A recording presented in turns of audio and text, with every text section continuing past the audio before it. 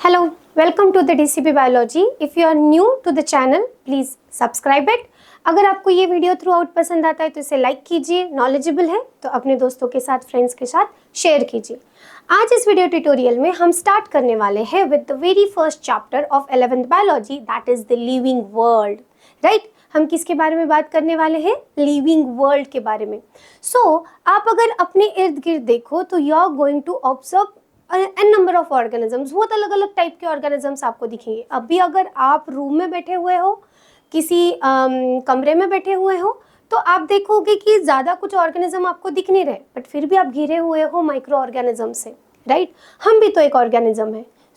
ये जो हमारा बायोस्फीयर है, ये जो अर्थ है, ये भरा हुआ है अलग अलग अलग टाइप के लिविंग ऑर्गेनिज्म से। ठीक है, so what is living organism? कौन से ऑब्जेक्ट को हम लिविंग ऑर्गेनिज्म कहेंगे? तो हम उन्हें लिविंग ऑर्गेनिज्म कहते हैं जो कुछ बेसिक कैरेक्टर शो करते हैं, जैसा एज रिप्रोडक्शन, रेस्पिरेशन, जिनको न्यूट्रिएंट की ज़रूरत होती है, जो एक्सक्रीशन शो करते हैं, जो ग्रोथ शो करते हैं, जिनको मेटाबॉलिज्म करना होता है, जिनकी बॉडी सेल से बनती है, एंड सो ऑन। राइट, तो ये जो वैरायटी ऑफ ऑर्गेनिजम्स हमें इर्द गिर्द दिखते हैं, इसे कहा जाता है बायोडाइवर्सिटी। क्या कहा जाता है? बायोडाइवर्सिटी। इसे बायोडाइवर्सिटी क्यों कहा जाता है? Let's consider that. पहले उसे समझ लेते कि इसे हम बायोडाइवर्सिटी क्यों कहते हैं। बायोडाइवर्सिटी में बायो का मतलब होता है लाइफ, ठीक है, और डाइवर्सिटी का मतलब है वेरिएशन। राइट, डाइवर्सिटी का मतलब क्या है? वेरिएशन। तो हमें ये लिविंग ऑर्गेनिज्म में वेरिएशन ही तो दिख रहे, अलग अलग ऑर्गेनिज्म ही तो दिख रहे। That is why we called it as a biodiversity. क्या कहेंगे हम इसे? बायोडाइवर्सिटी। राइट, अब बायोडाइवर्सिटी के तहत अभी तक हमने 1.7 to 1.8 मिलियन स्पीशीज को आइडेंटिफाई किया है। देखो, अभी तक हमने पूरे 100% क्या ऐसा कह नहीं सकते, क्योंकि बहुत सारी चीज़ें, बहुत सारी जगह अभी तक एक्सप्लोर करना ह्यूमन को बाकी है। अभी तक हमने 1.7 to 1.8 मिलियन स्पीशीज को क्या किया है? आइडेंटिफाई किया है। ह्यूज नंबर है ना, 17 से 18 लाख स्पीशीज, इतना ज़्यादा नंबर है। इसीलिए तो हम कह रहे हैं कि ये पूरी अर्थ बायोडाइवर्सिटी से भरी हुई है। किससे भरी हुई है? बायोडाइवर्सिटी से भरी हुई है।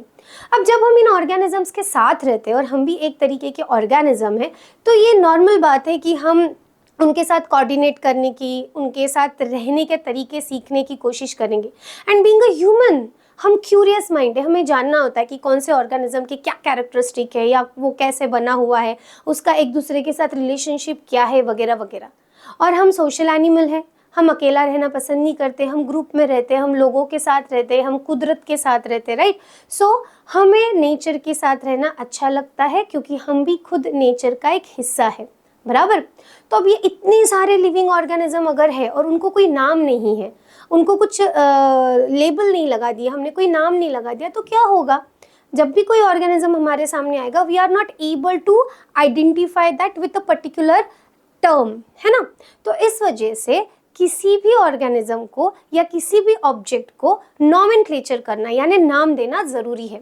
जैसे कि अभी मैं आपसे बात कर रही हूँ, राइट, मैं ये होल्ड करके खड़ी हूँ, तो ये क्या है? ये होल्ड कर रही हूँ, उसे क्या कहेंगे हम? पेन, क्योंकि हमने इसका नाम दिया हुआ है पेन। बराबर। आप मुझे देख पा रहे हो, आप बोर्ड को देख पा रहे हो, तो इसका भी नाम है बोर्ड। मतलब किसी भी चीज़ को दर्शाने के लिए उसका कोई एक स्पेसिफिक नाम होना ज़रूरी है। वैसे ही ऑर्गेनिज्म को भी एक स्पेसिफिक नाम देना ज़रूरी है, तो वो हो जाता है नॉमेनक्लेचरिंग। क्या हो जाता है वो? नॉमेनक्लेचरिंग। तो क्या नीड है नॉमेनक्लेचर की? लिविंग ऑर्गेनिज्म को एक पर्टिकुलर जब हम नाम देंगे, तो हमें उसके बारे में स्टडी करना, उसके बारे में बात करना, उसके बारे में चीज़ें खोजना आसान जाएगा। हम किस ऑब्जेक्ट के बारे में बात कर रहे हैं, किस लिविंग ऑर्गेनिज्म के बारे में बात कर रहे हैं, ये बताना आसान जाएगा। तो nomenclature is very very necessary. But यहाँ पे एक प्रॉब्लम अराइज हो जाती है। हर एक पर्सन अपने हिसाब से या अपने लोकेलिटी के हिसाब से लिविंग ऑर्गेनिज्म को नाम देता है। जैसे कि अगर हम बात करें टाइगर, ठीक है, तो tiger is an example of living organism. वो लिविंग ऑर्गेनिज्म है, बराबर। अब टाइगर को बाघ भी कहा जाता है, बराबर। तो अब क्या होगा, इधर महाराष्ट्र में या फिर इंडिया में उसे बाघ बोला जाएगा, कहीं आप और जाओ वहाँ पे टाइगर बोला जाएगा। और अगर ये पता नहीं है ठीक है, ये पता नहीं कि कौन से लैंग्वेज में उसे क्या कहा जाता है, तो थोड़ा सा उसके बारे में स्टडी करना बहुत क्या हो जाएगा, डिफिकल्ट हो जाएगा। लाइक मैं भी टाइगर पे ही स्टडी कर रही हूँ और आप भी टाइगर पे ही स्टडी कर रहे हैं, बट मैं वाघ बोलकर सब उसके बारे में देख रही हूँ या उसके बारे में बता रही हूँ, आप टाइगर के नाम से बता रहे, तो हम दोनों सेम स्टडी कर रहे बट रिलेट नहीं कर पा रहे। क्यों? क्योंकि नाम अलग अलग हो गया। इसलिए बायोलॉजिस्ट ने ये सोचा कि या फिर एग्री किया इस बात पर कि हमें एक ही नॉमेनक्लेचर की सिस्टम रखनी चाहिए पूरे यूनिवर्स में, पूरे वर्ल्ड में उस पर्टिकुलर ऑर्गेनिज्म को उसी नाम से बुलाया जाना चाहिए, ये उसका साइंटिफिक नाम हो। ठीक है, जैसे कि मैंने जैसे अभी आपको टाइगर के बारे में बोला, तो Panthera Tigris is the scientific name of tiger. तो आप चाहे उसको टाइगर बुलाओ, बाघ बुलाओ, कुछ भी बुलाओ, बट उसका साइंटिफिक नाम क्या है? Panthera Tigris. तो जब भी आप पैंथेरा टाइग्रिस सर्च करोगे या बुक में पैंथेरा टाइग्रिस देखोगे, इसका मतलब आप किसके बारे में पढ़ रहे हो? टाइगर के बारे में पढ़ रहे हो, है ना। हमारा भी साथ ऐसा होता है। देखो, हमारा एक नाम होता है जो स्कूल कॉलेजेस में यूज होता है, हमारे डॉक्यूमेंट्स पे होता है, बट घर पे हमें उसी नाम से बुलाए जरूरी नहीं, चिंटू पिंटू भी बुलाया जा सकता है, बट चिंटू पिंटू के नाम से हम पूरे दुनिया में रिकॉग्नाइज नहीं किए जाते। हमारा जो नाम डॉक्यूमेंट पे है या जो हमारा नाम स्कूल में है, जो ऑफिशियल हमारा नाम है, उस पे से हम रिकॉग्नाइज किए जाते हैं। तो वैसे ही यहाँ पर हर एक लिविंग ऑर्गेनिज्म को एक साइंटिफिक नेम दिया जा रहा है, ठीक है। और इस साइंटिफिक नेम देने के प्रोसीजर को हम क्या कह रहे हैं? नॉमेनक्लेचर। क्या कह रहे हैं हम? Nomenclature.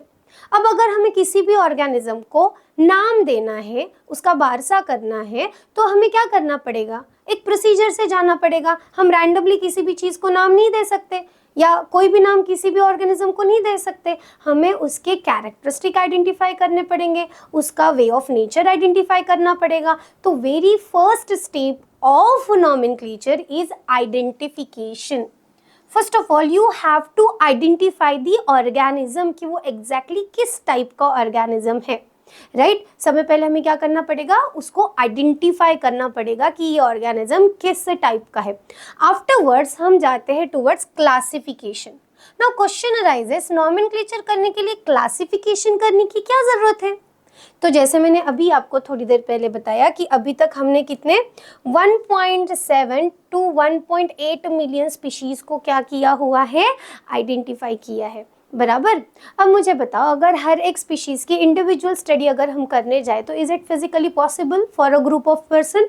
No, it is not. बहुत समय लग जाएगा। बट उसी जगह हम अगर क्लासीफाई कर दे, ठीक है, कुछ कैरेक्टर्स के बेसिस पे अगर हम क्लासीफाई कर दे, तो उसको स्टडी करना आसान जाएगा। चलो इसे हम एक एग्जांपल के साथ समझ के लेते। मान लो कि कोई एक स्कूल है और उस स्कूल में बहुत सारे बच्चों ने एडमिशन कर लिया, लगभग कुछ 2000 बच्चों ने एडमिशन किया है, और कोई भी बच्चा किसी भी जगह पे कौन से भी क्लास में जाके कुछ भी पढ़ रहा है, देयर इज नो ऑर्गेनाइज्ड वे, ठीक है। तो ऐसे से हमें असिस्ट करना कितना मुश्किल जाएगा कि किसको कौन से एग्जाम पेपर दे, किसको कौन से क्वेश्चन पूछे जाए, उनका जो लेवल ऑफ अंडरस्टैंडिंग है उसको कैसे ग्रो अप करे, ये हमें नहीं समझ आएगा, बहुत डिफिकल्ट जाएगा। बट उसी जगह अगर हमने किसी सर्टन कैरेक्टर को चूज कर लिया, फॉर एग्जाम्पल एज, है ना, तो 6 साल से लेके 16 साल के बच्चे उसमें हैं, तो 6 साल के सारे बच्चों को फर्स्ट स्टैंडर्ड में रख दिया, 7 साल के बच्चों को सेकंड, ऐसे करते करते अगर हम 15-16 साल तक के बच्चों को 10 स्टैंडर्ड मतलब फर्स्ट टू 10, ऐसे अगर हम डिविजन्स बना दे, ऐसे अगर हम ग्रुप बना दे depending upon the similarity of the age, तो अब हमें आसान जाएगा उनको असिस्ट करना। उनके एक एज के बच्चे हैं, यानी कि कहीं ना कहीं उनकी मेंटल ग्रोथ, फिजिकल ग्रोथ एक लेवल पर है, थोड़ी बहुत आगे पीछे हो सकती है, there is always difference in between two organism, right. But थोड़ा बहुत डिफरेंस अगर हमें मिल रहा है और मैक्सिमम सिमिलैरिटीज अगर हमें मिल रही है ग्रुप में, उस पर्टिकुलर क्लास में, तो it will be more easy कि हम उन बच्चों को क्या पढ़ाए, कैसे पढ़ाए, उनका सिलेबस कैसे डिजाइन करें, किस टाइप का एग्जामिनेशन ले, what should be the pattern and this all thing, right. You are getting this. तो ये जैसा ग्रुप करने के बाद स्टडी करना आसान हो जा रहा है और उनको असिस्ट करना आसान हो रहा है, वैसे ही ऑर्गेनिज्म को क्लासीफाई किया जाना, क्लासीफाई करना, ये इंपॉर्टेंट हो जाता है to study them, to organise them properly, ठीक है। That is why the procedure of nomenclature, इसमें आइडेंटिफिकेशन होता है, फिर क्लासिफिकेशन होता है। यहां तक आपको समझ आ गया? पक्का? देखो बच्चों, आप अगर स्टेट बोर्ड या फिर मतलब स्टेट एग्जाम्स के लिए आप अगर अभी प्रिपेयर कर रहे हो तो नॉमेनक्लेचर की प्रोसीजर को याद आपको रखना पड़ेगा कि पहले आइडेंटिफिकेशन होता है एंड क्लासिफिकेशन होता है। क्लासिफिकेशन की नीड, क्योंकि क्वेश्चन में ये पूछा जाता है, जस्टिफिकेशन में ये पूछा जाता है कि classification is very important, why, और पूछा जाता है कि गिव साइंटिफिक रीजन या give reason behind importance of classification, और without classification there is no proper study। ऐसे कुछ क्वेश्चंस आपको तोड़ मरोड़ के पूछे जा सकते हैं, तो आपको ये पता होना चाहिए कि why classification is necessary।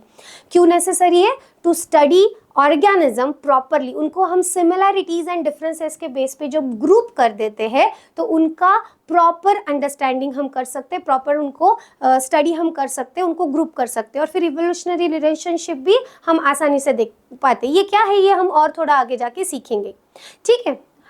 और अगर आप लोग नीट के लिए प्रिपेयर कर रहे हो या ऑब्जेक्टिव टाइप क्वेश्चंस के लिए प्रिपेयर कर रहे हो तो यहाँ पर आपको एमसीक्यूज में ये पूछा जा सकता है कि the first step of nomenclature is dash, that is identification, you have to identify, okay, and second one is classification।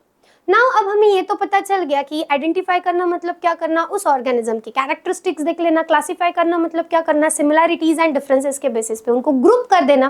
अब हम बात जब नॉमेनक्लेचर की कर रहे हैं तो there are two code systems. जैसे मैंने बोला कि यूनिवर्सल लेवल पर, वर्ल्ड वाइड लेवल पर बायोलॉजिस्ट ने क्या डिसाइड किया कि हम कॉमन नॉमेनक्लेचर रखेंगे, है ना। जैसे पैंथेरा टाइग्रिस है या Mangifera indica for the mango और Punica granatum for the pomegranate that is अनार। तो ये जो कॉमन साइंटिफिक नेम रखा हुआ है इसके लिए कोड दिए गए हैं। क्या दिए गए हैं? Code, that is ICZN and ICBN। ICZN का फुल फॉर्म होता है इंटरनेशनल, क्या होता है? International code for zoological nomenclature, okay, zoological nomenclature।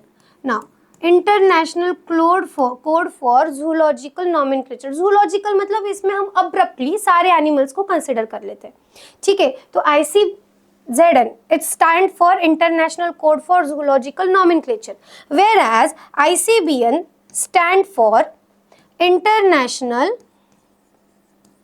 what? International Code for Botanical Nomenclature। Botanical का मतलब आता है प्लांट्स, ठीक है, related to the plant species. So botanical nomenclature, क्या कह रहे हैं हम? बॉटनिकल नॉमेनक्लेचर के लिए जो कोड है, इंटरनेशनली जो कोड डिजाइन किए गए उसे कहा जाएगा ICBN, और जूलॉजिकल नॉमेनक्लेचर के लिए जो कोड डिजाइन किया गया उसे कहा जाएगा ICZN। So what is ICZN? Repeat it after me. International code for zoological nomenclature। and what is ICBN? repeat it again after me। International Code for Botanical Nomenclature। Very good, okay. So अभी हमें यहाँ तक तो पता चल गया कि living organism में बहुत सारी डाइवर्सिटी है। अबाउट 1.7 to 1.8 मिलियन स्पीशीज हम अभी तक आइडेंटिफाई कर चुके हैं। Highlight this number because it is very important with respect to the objective and subjective questions, okay.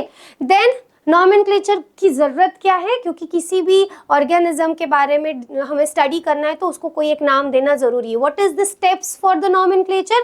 First of all identification, then classification.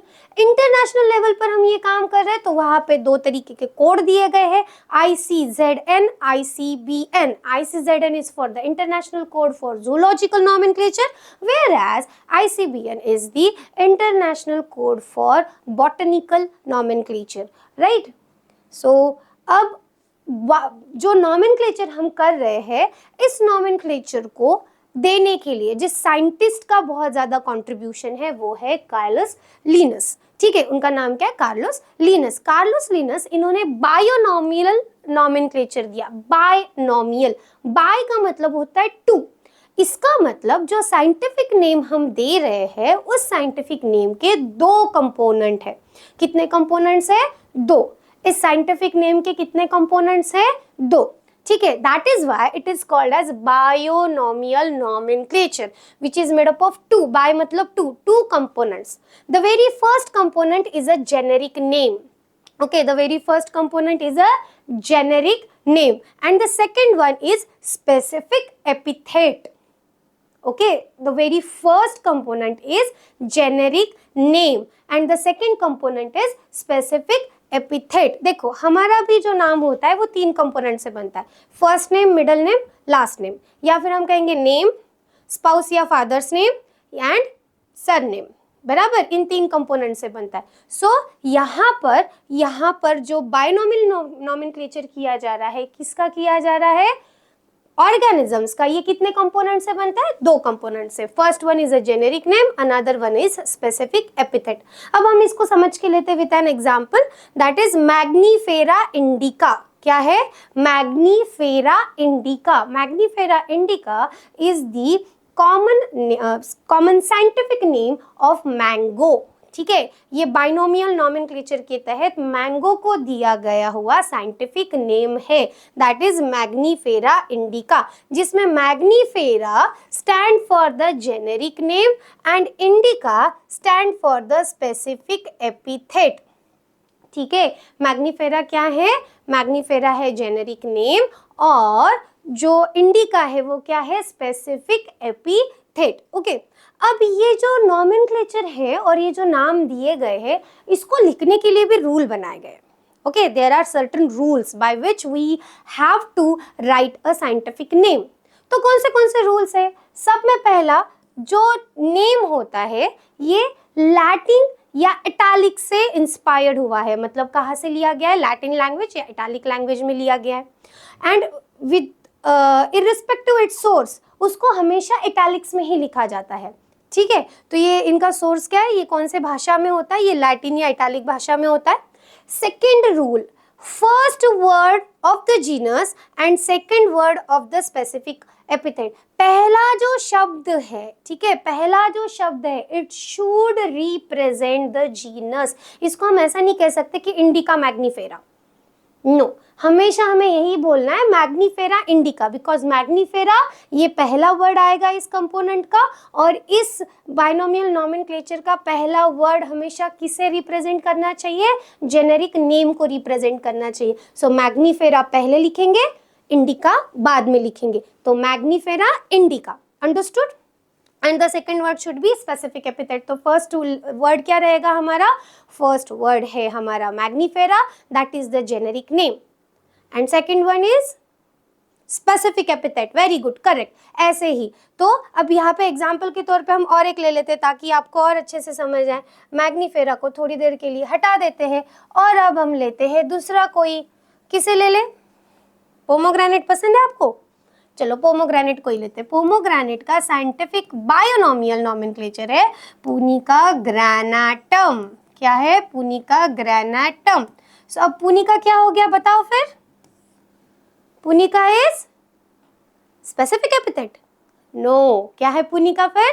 Punika is generic name, ठीक है। पुनिका क्या है फिर? Generic name. फिर ग्रैनाटम कौन होगा? Specific epithet. वेरी गुड, ठीक है। So Punica is generic name, granatum is specific name, specific epithet. Okay, now third, अगर हम हाथों से लिख रहे, if it is hand written, it should be separately underline. आपने देखा होगा पहले भी मैंने मैग्नीफेरा इंडिका को सेपरेटली अंडरलाइन किया हुआ था, जेनेरिक नेम को अलग और ग्रैनाटम को अलग। अभी भी मैंने पुनिका ग्रैनाटम को भी क्या किया? सेपरेटली अंडरलाइन किया हुआ है, क्योंकि ये रूल है, ये नियम है कि जब भी आप हाथों से लिख रहे हो साइंटिफिक नेम को, तो आपको जेनेरिक नेम को अलग अंडरलाइन करनी है और स्पेसिफिक एपिथेट को अलग अंडरलाइन करनी। ये ध्यान में रखना बच्चों। बहुत बार क्या गलती कर लेते हैं हम?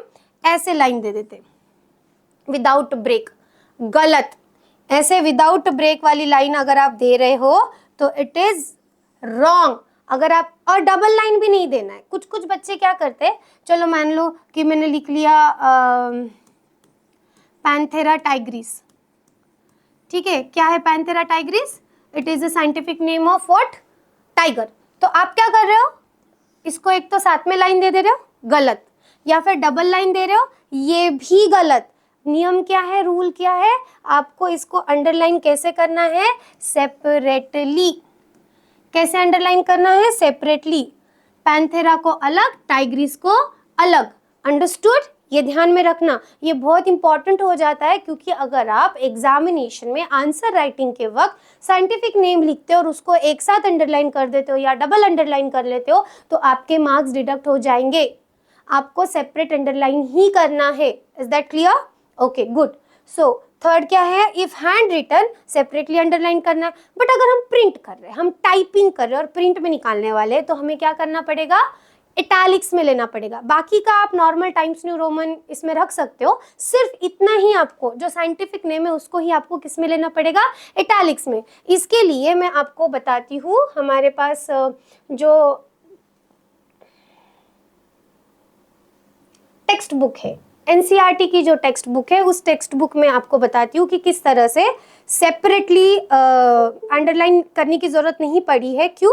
क्योंकि उन्होंने look here, I will zoom it out for you and you can observe over here. देखो मैं उसे हाईलाइट करती हूँ, Mangifera indica, I am highlighting it. Okay, ये देखो, wait, I will underline best way. Mangifera यहाँ पे, मैग्नीफेरा इंडिका। देखो बाकी का सारा नॉर्मल है, सिर्फ मैग्नीफेरा इंडिका इटैलिक्स में। क्यों? क्योंकि ये यहाँ पे प्रिंटेड है। कैसा है? प्रिंटेड है। हैंड रिटन है क्या?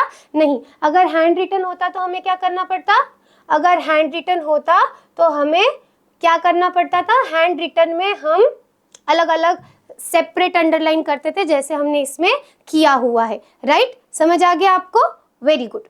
ठीक है, अब लास्ट जो रूल है, फोर्थ नंबर का जो रूल है वो ये है कि जीनस का शुरुआत हमेशा कैपिटल लेटर से होनी चाहिए। ठीक है, मतलब जीनस आप लिख रहे हो ना, तो इसका फर्स्ट लेटर हमेशा कैपिटल होना चाहिए। एंड जो स्पेसिफिक एपिथेट है उसमें कुछ भी कैपिटल नहीं रहना चाहिए, सारा की सारा स्मॉल लेटर से लिखना है। ठीक है, जीनस का सिर्फ पहला लेटर कैपिटल, और पूरा पूरा कैपिटलाइज नहीं करना है, हमें सिर्फ पहला लेटर कैपिटल करना है। और जो स्पेसिफिक एपिथेट है, उस स्पेसिफिक एपिथेट का कुछ भी आपको क्या नहीं करना है, कैपिटल नहीं करना है। सारा की सारा आपको कैसे रखना है, सारा की सारा आपको स्मॉल लेटर में ही रखना है। सो ये 4 नियम है। कौन से 4 नियम है? पहला नियम ये है कि लैटिन या इटालिक ओरिजिन होना चाहिए। दूसरा नियम है, फर्स्ट वर्ड जो है वो हमेशा जेनेरिक नेम को रिप्रेजेंट करेगा। सेकंड वर्ड जो है वो हमेशा किसे रिप्रेजेंट करेगा, स्पेसिफिक एपिथेट को रिप्रेजेंट करेगा।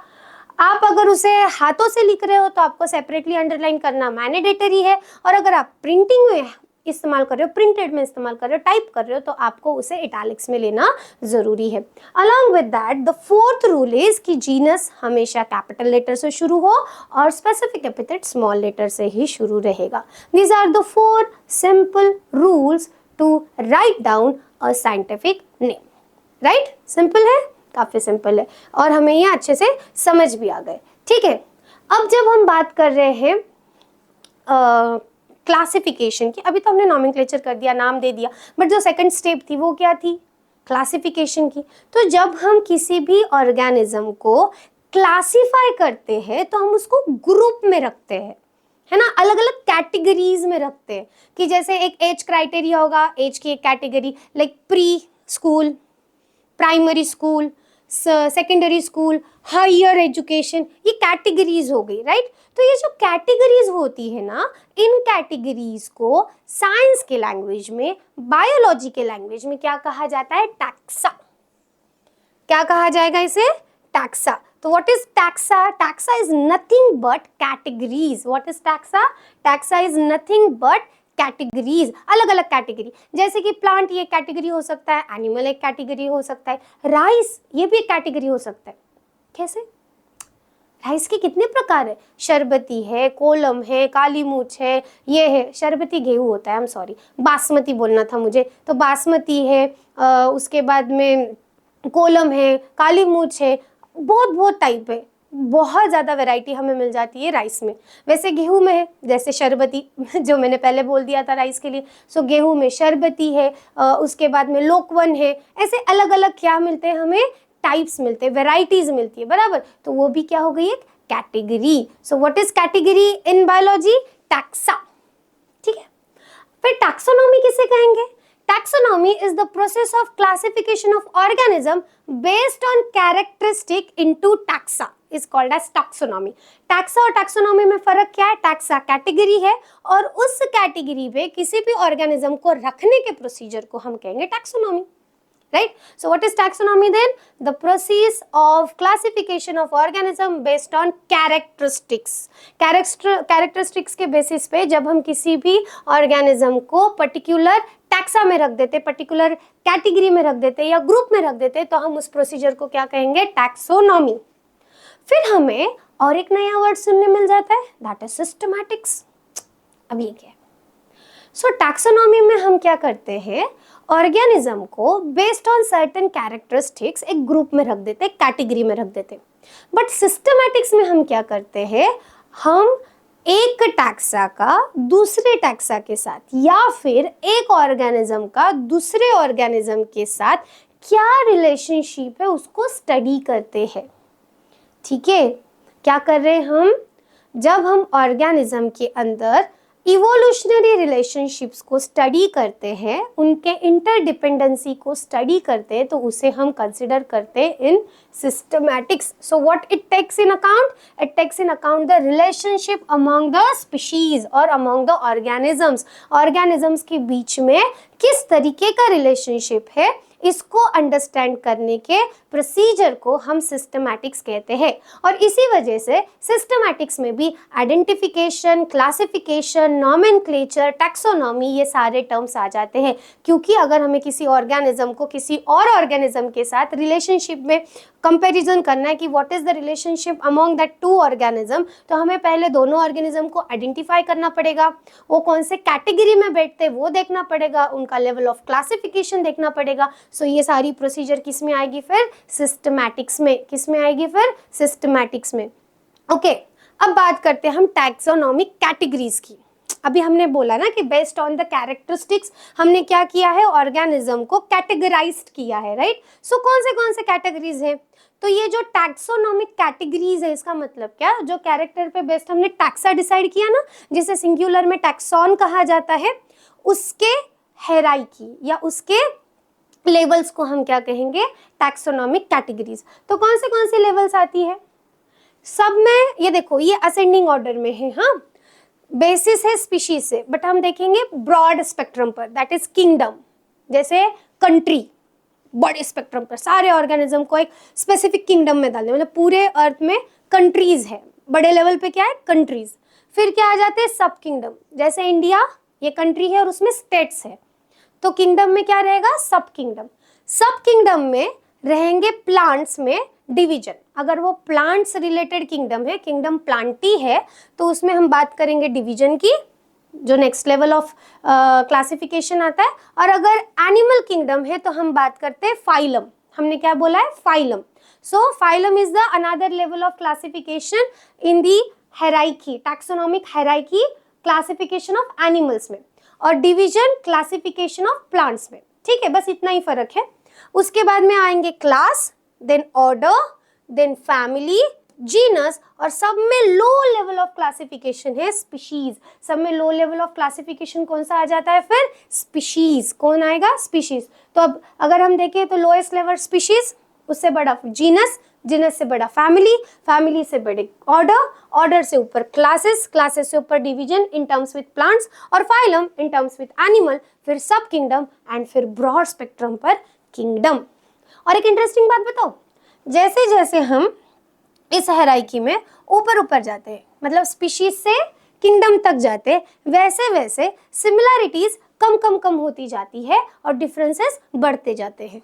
ठीक है, तो सब में ज्यादा सिमिलैरिटीज हमें कहाँ मिलेंगी? स्पीशीज में. सब में ज्यादा सिमिलैरिटीज कहाँ मिलती है? स्पीशीज में. और among the species, among the organism, सब में कम सिमिलैरिटीज हमें कहाँ मिलेगी? किंगडम में. The highest level of classification and the species is the lowest level of classification. अब species क्या होते हैं, कैसे उनको हम आइडेंटिफाई करते हैं, उसके कुछ एग्जाम्पल्स है या नहीं, ये सारा हम देखेंगे नेक्स्ट वीडियो ट्यूटोरियल में. अभी के वीडियो ट्यूटोरियल में आज हमने क्या क्या देखा? आज हमने देखा है about, let's go with this, आज हमने क्या क्या देखा है? हम NCERT को फॉलो कर रहे हैं, तो आज हमने देखा है, वेट अ सेकेंड, हो, आप देख सकते हो, आपके पास बुक है तो बुक में आपने देखा होगा या पढ़ा होगा या नहीं पढ़ा होगा तो अब पढ़ लो। हमने क्या क्या देखा? Diversity in living world, that is we have talked about the biodiversity, right, we have talked about biodiversity. Then उसके बाद में हमने क्या देखा?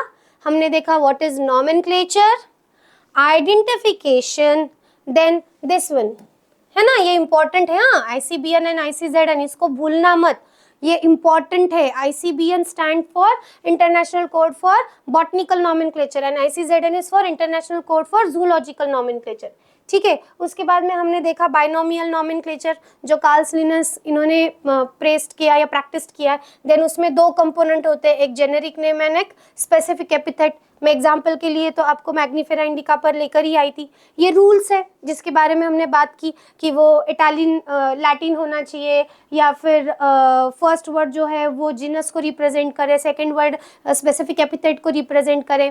फिर जो जीनस का शुरुआत होती है, जेनेरिक नेम की जो शुरुआत होती है वो कैपिटल से होनी चाहिए, और जो स्पेसिफिक एपिथेट है उसकी शुरुआत हमेशा स्मॉल से होनी चाहिए। हाथों से लिख रहे तो सेपरेट अंडरलाइन करो, अगर प्रिंट कर रहे हो तो इटैलिक्स में करो, एंड दिस थिंग्स, राइट। उसके बाद में हमने देखा what is classification, taxonomy, taxa and along with that systematics, right. अब नेक्स्ट वीडियो, इवन दो हमने टैक्सोनॉमिक कैटेगरीज भी देख ली, जिसमें हमने हेराइकी देखी है। हेराइकी यहाँ पे आपको ऐसे वे में नहीं दी गई है, हेराइकी आपको आई गेस राइटिंग में दी हो, like this, look, kingdom, phylum और division for plants, class, order, family, genus and species, right, ये हमने देख लिया।